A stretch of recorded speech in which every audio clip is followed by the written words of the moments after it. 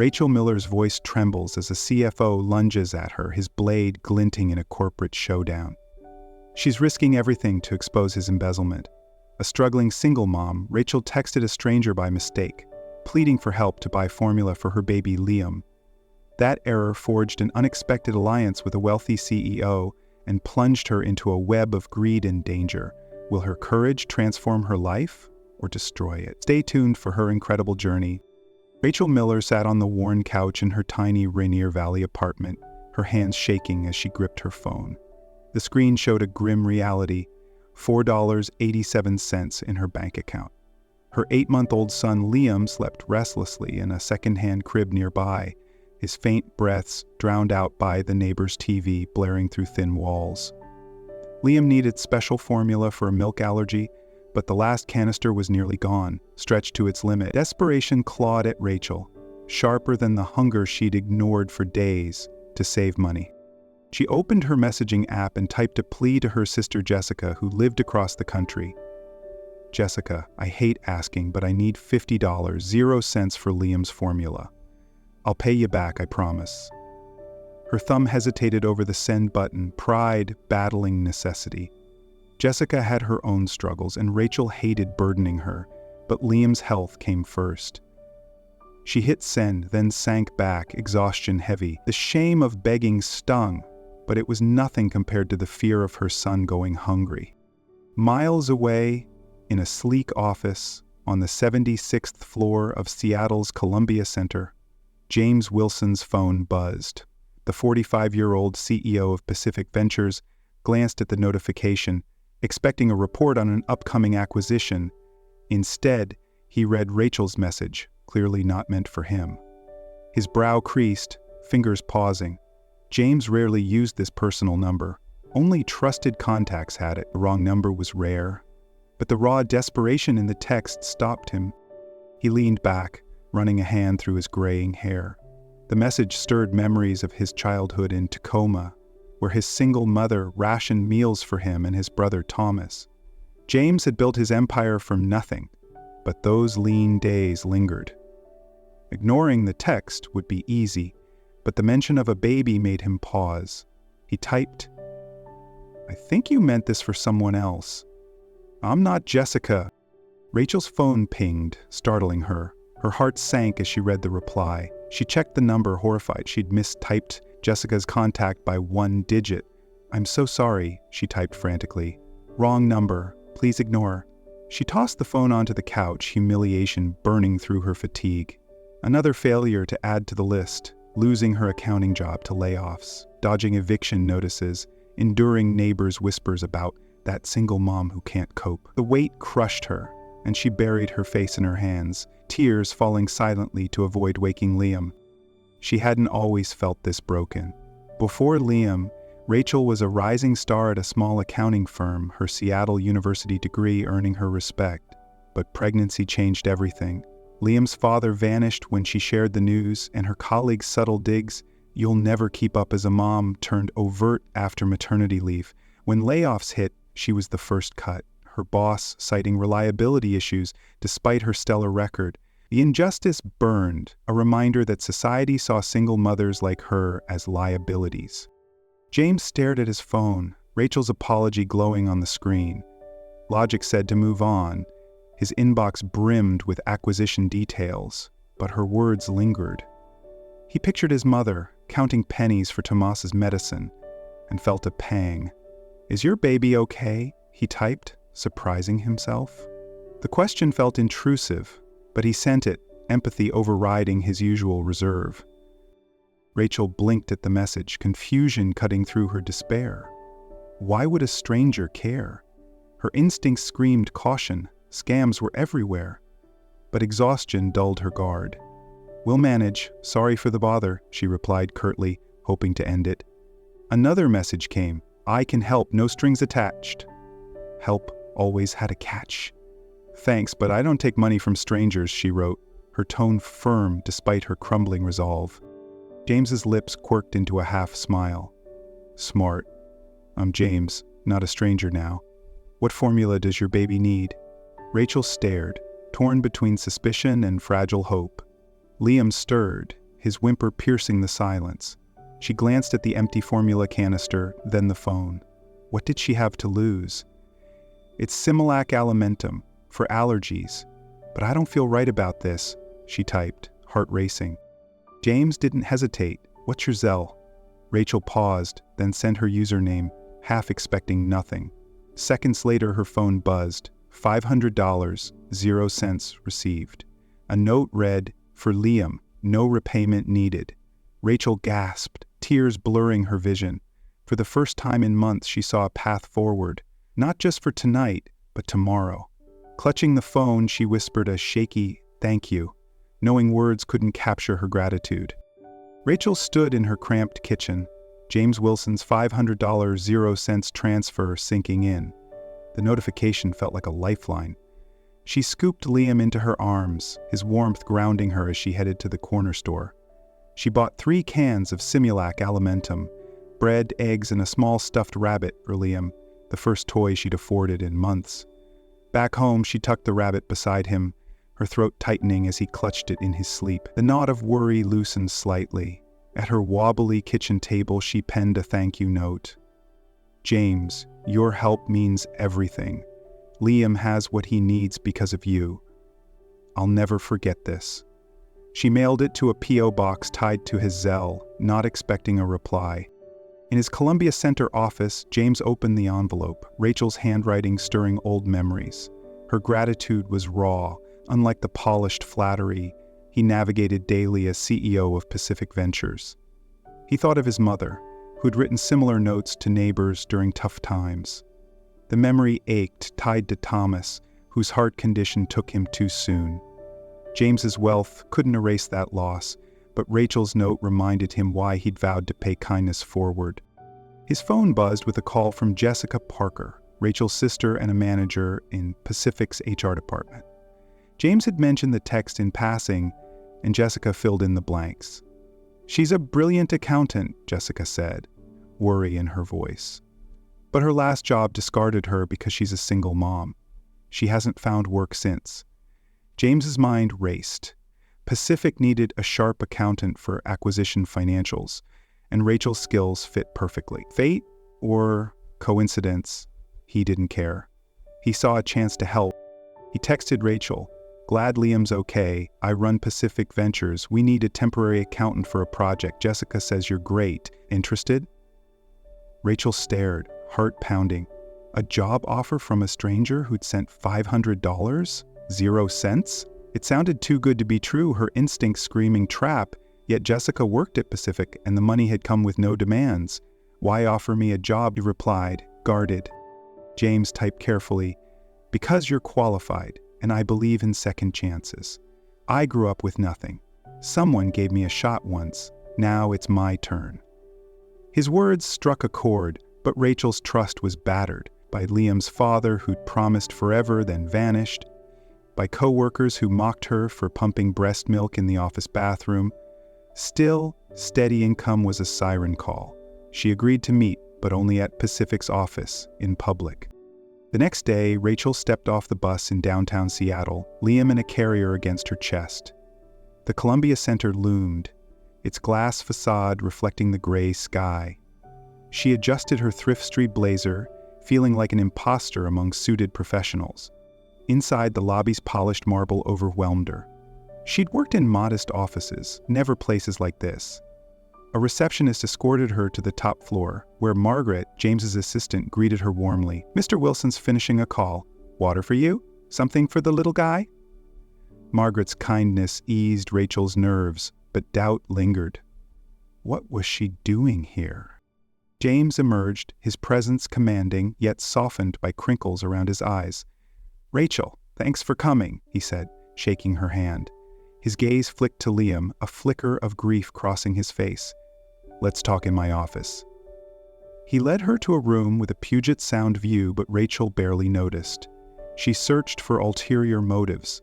He outlined the job, a 3-month contract reconciling acquisition financials, competitive salary, flexibility for Liam. "You can bring him to work," James added. "We'll set up a space." Rachel's breath caught. The offer was a godsend, but suspicion held her back. Why me? You don't know me. James met her gaze. Jessica showed me your resume. Top of your class at Seattle U, 2 years at a solid firm. You're overqualified, and honestly, he paused, voice softening, your text hit me at the right moment. I needed to remember there's more to life than boardrooms. His sincerity disarmed her, but memories of her last job stung. Her boss had passed her over for promotions, citing her unpredictable schedule as a mother, while less qualified men climbed the ladder. The break room whispers, "She's not serious about her career," cut deep. Society saw her as a burden. Could she trust this? "I'll think about it," she said, cradling Liam. James nodded. "Take your time." As Rachel rode the bus home, Liam babbling, she weighed her options. The job could change everything, pay rent, rebuild savings, but it felt reckless. Back in her apartment, she kissed Liam's forehead, whispering, "We'll be okay." For the first time, she believed it. She texted James, "I'm in. When do I start?" Rachel stepped out of the elevator onto Pacific Venture's top floor. Liam nestled against her. Her first day felt surreal, like stepping into a world she didn't belong to. Margaret greeted her, guiding her to a conference room turned workspace, complete with a portable crib and playmat sprinkled with toys. Rachel's heart swelled. She'd never had a workplace accommodate Liam, and the kindness stirred gratitude and unease. Was this too good to be true? Settling at her desk, Rachel dove into the acquisition financials. Her accounting instincts kicked in, numbers grounding her. Liam babbled on the playmat, his giggles a reminder of why she'd taken this risk. But as she cross-referenced accounts, discrepancies emerged. Small vendor overages buried under adjusted entries. Alone, they were negligible. Together, they hinted at something deliberate. Her stomach tightened. This wasn't a mistake. Rachel's mind flashed to her last job, where she'd flagged a similar issue, only to be dismissed. "Don't rock the boat," her boss had said, condescending. As a single mother, she'd been dispensable, her insights ignored, because she didn't fit the dedicated employee mold. The memory fueled her resolve. She wouldn't be silenced again. James appeared, suit rumpled, a weary edge to his posture. "Settling in?" he asked, crouching to tickle Liam, who squealed. Rachel watched, warmth mixing with caution. Liam took to James instantly, reaching for him. It was disarming, but she couldn't shake her wariness. "I found something odd," she said, showing him the screen. "These vendor payments don't add up. Systematic, like someone's skimming." James's expression darkened. "How much?" he asked, voice low. "About $2 million, 0 cents, over 18 months, Rachel replied, fingers steady, despite her racing pulse. "Hidden well, but clear." James studied the screen, jaw tight. "You're sure?" She nodded. "It's why you hired me, right? To catch this?" A flicker of guilt crossed James's face. "Yes," he said, standing. "Prepare a report, but don't share it. Not even with Jessica." Rachel frowned. "Not even your CFO?" James's eyes narrowed. "Especially not Robert Davis. Not until we know more." His words hung heavy. Why keep this from the CFO? Rachel's unease grew, her past screaming caution. At her old firm, she'd seen favoritism, male executives protecting each other, sidelining women like her. Was Pacific different? She glanced at Liam, his trust a contrast to her doubts. That afternoon, feeding Liam in the quiet room, she overheard colleagues in the hall. "She's here because of a sob story," one muttered. James, playing hero again, the other chuckled. "What's a single mom from Rainier Valley doing here?" The words echoed her last job's sneers. Society branded her motherhood a liability. Anger flared, but she swallowed it, rocking Liam. She'd prove them wrong. Her focus returned to the numbers. By afternoon, she'd traced the overages to a shell company in Pacific's supply chain. The setup was sophisticated, requiring insider knowledge. Someone high up was involved. Her pulse quickened. This was bigger than she thought. A shadow fell across her desk. Robert Davis, Pacific CFO, stood in the doorway. his tailored suit and cold smile exuding authority. "Ms. Miller?" he said, voice smooth but sharp. "Working hard, I see." Rachel minimized her screen, heart thudding. "Just getting started," she replied, neutral. Robert stepped closer, glancing at Liam. "Unusual setup," he said, gaze lingering. "Bringing your kid, private office. James must think highly of you." The insinuation burned. He thought she was here for favors, not skill. "Mr. Wilson values efficiency," she said stiffly, "and I've found issues that need addressing." Robert's smile didn't reach his eyes. "I'm sure. Just remember, Pacific was fine before you. It'll be fine after." The veiled threat landed like a blow. He left, footsteps echoing. Rachel sank into her chair, trembling with anger and fear. Robert saw her as a threat, and in a world where power shielded men like him, that made her vulnerable. She looked at Liam, his tiny hand clutching her finger, and resolve hardened. She'd uncover the truth. For him. Rachel sat at her desk, fingers frozen above the keyboard. Liam napped in his crib, his snores a fragile anchor. The $2 million 0 cents siphoned through a shell company pointed to Robert Davis. James's secrecy had unsettled her, and colleagues' gossip still stung. Now, a voicemail from Detective Karen Mitchell, Seattle PD, chilled her. A request to meet about irregularities in Pacific's accounts.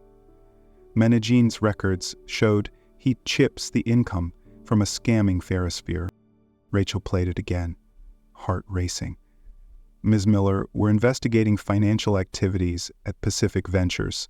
Your cooperation is appreciated. Call to arrange a meeting." The detective's tone left no room for refusal. Was she being set up? Had her digging made her a target? She glanced at Liam, fear gripping her. She'd taken this job to protect him, not drag them into danger. Her old job flashed through her mind, her boss scapegoating her for a client's error. Knowing she couldn't fight back as a single mother. The system shielded the powerful, leaving people like her in Rainier Valley, where eviction notices were common. If Pacific's elite were framing her, she had no resources to fight. She needed answers. Rachel found James in his office, face etched with fatigue. "We need to talk," she said, closing the door. Liam stirred and she rocked his carrier, voice urgent. "The police called. Financial crimes. They want to question me. What's going on?" James's eyes widened, then softened with regret. He set his pen down. "I should have told you," he said, voice heavy. "I've been working with the police for months investigating internal theft. Robert's been on my radar, but we needed evidence. Your evidence." Rachel's breath caught. "So you knew? This job wasn't a favor?" Her voice trembled, anger rising. "You used me." James winced. "Not used. Recruited. Jessica told me about your skills, how you were stuck because of bias against single moms. Your text made me realize who you were. It was a chance to bring in someone trustworthy, outside Robert's circle. I didn't tell you to keep you safe if things went south." Rachel sank into a chair, clutching Liam's carrier. Betrayal stung, familiar. She'd trusted James, only to learn he'd orchestrated this. Yet it made sense. Her old firm favored insiders, and Pacific's halls hid similar games. Still, the manipulation hurt. "You played on my desperation," she whispered. "You knew I had no choice." James's face crumpled. "I'm sorry, Rachel. I saw a way to help you and the company. I misjudged how it'd feel." He hesitated, voice raw. "My brother, Thomas, died because we couldn't afford his heart treatments. I watched my mom beg, like you did in that text. I couldn't save him, but I thought I could give you and Liam a chance." His words pierced her. Rachel thought of Liam's father, who'd abandoned them, and her nights praying Liam's allergies wouldn't worsen. She understood loss. James's grief mirrored hers, and despite her anger, she saw sincerity. "What now?" she asked, steadier. "Robert's moving fast," James said. He's spreading rumors we're involved in the theft. The board's called a meeting to address it. Your evidence can stop him, but it's risky. I'll back you, but you decide if you're in. Rachel looked at Liam, his hand curled around her finger. The world hadn't been kind. Coworkers' sneers, landlords' threats, systems punishing her for being a mother. Running wasn't an option. If Robert framed her, she'd lose everything. And if he was stealing, others at Pacific, janitors, clerks, people like her neighbors, could suffer. She met James's gaze, resolve hardening. I'm in. No more secrets. James nodded, relief flickering. No more secrets. Let's prepare your report. We'll face the board together. As Rachel returned to her desk, Liam's coos steadied her. She wasn't just fighting for herself. She was fighting for justice, for Liam, for every underdog the world tried to crush. Rachel stood in a quiet anteroom off Pacific Ventures' boardroom, heart pounding. Liam was with Margaret, safe, but Rachel felt his absence, as if her courage lay in his tiny hands. Detective Karen Mitchell, sharp-eyed and no-nonsense, reviewed Rachel's report nearby, her presence both reassuring and intimidating. James stood beside Rachel, face taut. The board meeting was about to begin, and Robert Davis would accuse them of embezzlement. Rachel's evidence, proof of Robert's $2 million zero-cents theft, was their weapon, but presenting it meant stepping into a lion's den. You ready? James asked, voice low. Rachel nodded, fear coiling in her gut. She'd spent hours perfecting the report, each number a rebuke to those who dismissed her as just a single mom. If they failed, Robert's lies could ruin her job, reputation, maybe even Liam. She thought of Rainier Valley, where families faced eviction daily, their struggles ignored by those in power. This was about justice for them too. The boardroom doors opened, and Rachel followed Detective Mitchell and two officers inside. The room buzzed, board members shifting in leather chairs as Robert stood at the head, his polished demeanor masking a predator's edge. He distributed folders, voice dripping with regret. It pains me to report that James Wilson, with help from Rachel Miller, has diverted millions offshore. The evidence is clear. Rachel's stomach churned at her name, twisted into a lie. James remained calm. Serious claims, Robert. I assume you have proof. Robert's smile was smug. It's in your hands. Numbers don't lie. Rachel caught James's eye, their signal. She stepped forward, voice cutting through murmurs. Actually, they do, when manipulated. Gasps rippled through the room. Robert's composure faltered, eyes narrowing. Ms. Miller, here to defend your benefactor, he sneered. Rachel squared her shoulders, channeling every slight, coworkers' sneers, her boss's dismissal, landlord threats. No, she said, voice clear. I'm here to show how you've stolen from Pacific for 18 months. With Detective Mitchell's nod, Rachel began, her presentation methodical yet passionate. She walked the board through the discrepancies, vendor overages, falsified reconciliations, a shell company linked to Robert. It started weeks after Mr. Davis became CFO, she said, projecting spreadsheets. He siphoned $2 million, 0 cents, hiding it with tricks only someone with his access could manage. She paused, gaze sweeping the room. I'm a single mom from Rainier Valley. I've been underestimated my whole life, but I know numbers, and these tell the truth. Her words hung heavy, the board's silence deafening. Rachel's heart swelled with pride, but also pain. It shouldn't have been this hard. Single mothers, working-class families, people like her neighbors deserved better than a system letting men like Robert thrive. A board member, an older woman, nodded slightly, her expression softening. Rachel felt hope. Robert's face paled, hands twitching. This is absurd, he sputtered, glancing at the door. Detective Mitchell stepped forward. Stay put, Mr. Davis. We've secured the building. Panic flashed in Robert's eyes, then chaos. He lunged across the table, a penknife glinting, aimed at Rachel. She froze, visions of Liam flooding her mind.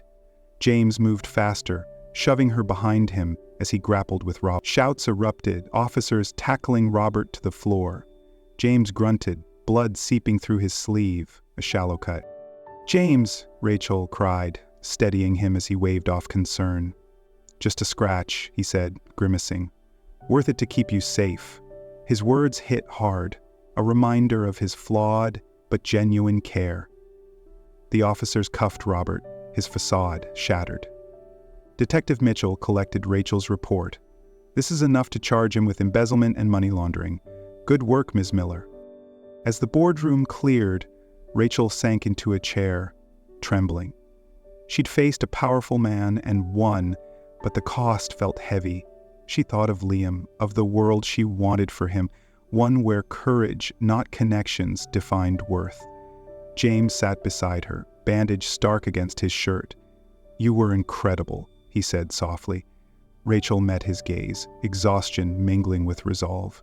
"We're not done," she said. "This company needs to change for everyone." Rachel sat in Pacific Ventures' top-floor office, Liam asleep in his crib, his stuffed rabbit tucked against him. The boardroom showdown with Robert Davis felt distant, though James Wilson's bandaged arm was a stark reminder of the cost. Robert was in custody, his embezzlement exposed, and Pacific's board pledged reforms. Yet Rachel felt no triumph, only a resolve to make her victory mean more. She'd fought for Liam, for herself, for the unseen janitors, clerks, Rainier Valley families whose labor propped up companies like Pacific while their struggles were ignored. James broke the silence. "The board wants you as head of internal audit, full-time with daycare for Liam. You've earned it." His eyes held admiration but also caution, sensing her hesitation. The offer was tempting. Stability, respect, a chance to rebuild.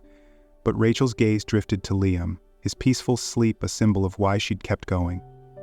This wasn't just about her. "I'm grateful," she said. Voice steady. "But I can't stay. I want to advocate for change, push for policies that support single mothers, working families, people like my neighbors." She thought of co-workers' sneers, eviction threats, society dismissing women like her. "I want to fight for Liam and others like him." James's face softened, pride in his eyes. "That's bold. Pacific will support you, no strings attached. You've shown us integrity." Rachel smiled, warmed but clear on her path. Their bond, grown through shared loss, his brother Thomas, her abandoned dreams, wasn't love. It was purpose, a drive to make the world less cruel. Rachel's advocacy began at Seattle's City Hall, where she spoke at a council meeting, Liam in her arms. She shared her story, the wrong-numbered text, the job at Pacific, the fight against Robert. "I was told I'd never be enough as a single mom," she said, voice steady. "But we're more than society says. We need childcare, housing, fair wages, policies that lift us up." The room listened, some council members nodding. Rachel's eyes met those of Lisa, a friend from her old apartment who'd once cried over unpaid bills. Lisa's nod felt like victory. Her efforts grew, pushing for affordable childcare and tenant protections across Seattle. Rachel lobbied, her voice carrying the weight of every mother she'd met. She thought of Pacific's lower-wage workers, exploited by Robert's greed, and vowed to amplify them. The work was grueling, but each policy change, a new daycare subsidy, a rent control proposal, felt like a step toward justice. One evening, as Rachel tucked Liam into bed in their modest apartment, her phone buzzed. A text from James. Thomas would be proud. Rachel smiled, tears welling. She remembered the desperate text that started it all, sent to a stranger who became an ally. James kept his promise, funding her advocacy and championing her vision at Pacific, where new policies supported working parents. Their friendship, rooted in trust earned through truth, was enough. Rachel kissed Liam's forehead, whispering, "We're building a better world, baby." Outside, Rainier Valley's lights glowed, a reminder of her community, her mistake. Texting the wrong number had once seemed like a breaking point. Now it was destiny, a misstep that led to purpose. Rachel closed her eyes, peace settling over her. She wasn't just surviving, she was leading. For Liam, for Lisa, for every woman the world tried to erase. That was her truest victory.